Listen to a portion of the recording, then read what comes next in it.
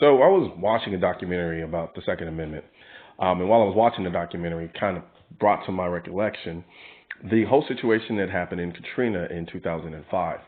So there's a conversation about the idea of confiscation of firearms, and a lot of people think that the idea of confiscating firearms is kind of antiquated and could never happen. The problem is that it actually happened here in America. I've actually been on TV shows where I was asked about confiscation. I think I was on Bill Maher, where I was asked about confiscation, and I said it never happened in America. Well, that's actually a lie. Well, I don't know. I mean, I know you're against any sort of registry because you think that leads to confiscation, but... Well, it has before, though. In America? No, in America. That's what we're trying to prevent. But it has happened in places where people use as examples of shining beacons of what we should do gun control-wise here in America. And I misstated that. It's actually happened, and it happened in 2005 during Katrina. You actually had officers going door to door confiscating people's weapons. And I think a lot of people don't know about that. And there are actually several documentaries about that. They say there are no orders to use force, just strong persuasion, sometimes entering open houses with guns drawn, and instructions to disarm anyone inside.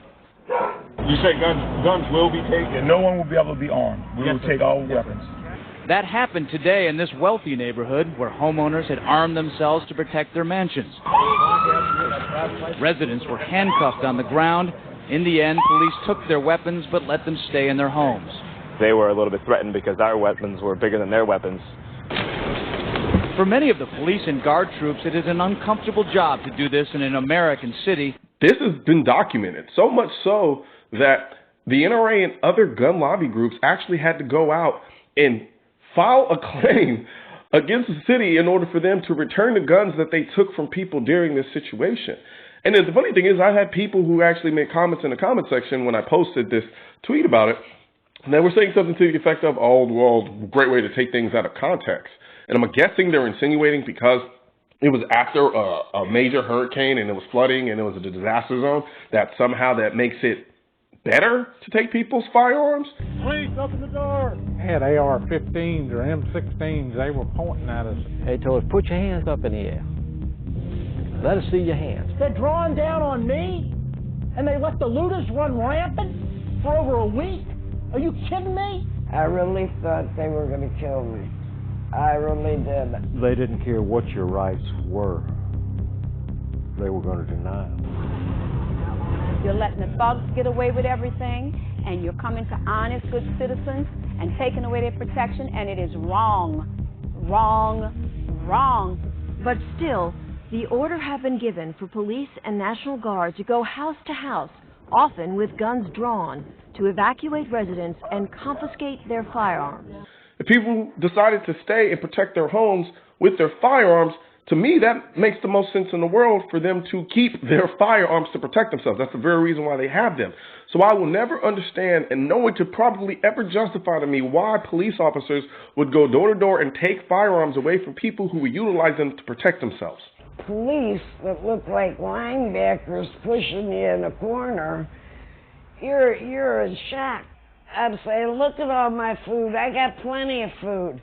They kept pushing me back, and ended up like this. Then, Patty showed them a small revolver she was carefully holding in the palm of her hand. A camera crew was there to capture what unfolded next. I said, it's not even loaded. And I dropped it on the floor. You got a gun? Well, they punched me in the face. Left now. Look at my black and blue marks. Look at what they did to me. And for the people out there who think that this can't happen, it happened in 2005. The proof is there. But yet today, we still have people who think it can't happen. So when you hear Joe Biden, when you hear Kamala, and all the rest of these people talk about the idea of a gun registration, that's why I'm against a registration. Because confiscation is a lot easier when there's a registration of all the firearms that everybody owns. That's just how it works. So please understand, this is not fear-mongering. But when it comes to getting what they want, when it comes to making sure that the agenda that they want to actually make happen, oh no, they're about as clever as they come. Which is the whole notion behind the idea that we're going to have a mandatory gun buyback. And then if you don't sell your guns back, then we'll come and we'll arrest you. That's the part that they don't say. Do you believe in the mandatory buyback of quote-unquote assault weapons? And whether or not you do, how does that idea not go against fundamentally the Second Amendment? Yeah. Great question. I do believe that we need to do buybacks, and I'll tell you why. So to gun owners out there who say, well, a Biden administration means they're going to come for my guns. Bingo. You're right if you have an assault weapon. The fact of the matter is they should be illegal, period. So please, people, understand, this has actually happened before. People have had their guns confiscated in this country by a government, going door to door to do it. I don't care about the circumstance. I don't care whatever context you say needs to be made or not made. At the end of the day, they went door to door and they took people's firearms. And these people weren't criminals. Some people may have been criminals, but they were taking firearms from people who weren't criminals. That's a confiscation. And that's a confiscation that has happened in recent history. So if you think that it can't happen here, you're fooling yourself. Right now, there's a culture war against the Second Amendment, which is why I need your help spreading our message to counter their message. You can help do this by leaving a comment, sharing this video, and clicking the bell and subscribe button. Let my voice be your voice, and let them know you want to keep America tactical, because the right to keep and bear arms shall not be infringed wasn't a suggestion, it was a directive. Also, if you're wondering where to purchase your AR-15s are essential, I will not comply. I am the militia. I lost all my guns in a boating accident, and your state-specific Keep America Tactical shirt, click the link next to my head or the link in the description section, or if you're watching this on a mobile device, tap the small triangle on the lower right-hand side of this video and click the link in the description.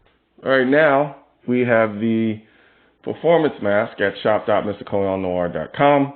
And no, these aren't the masks that suffocate you to death. You can breathe in this mask. It's lightweight material, very high quality. You know how I do.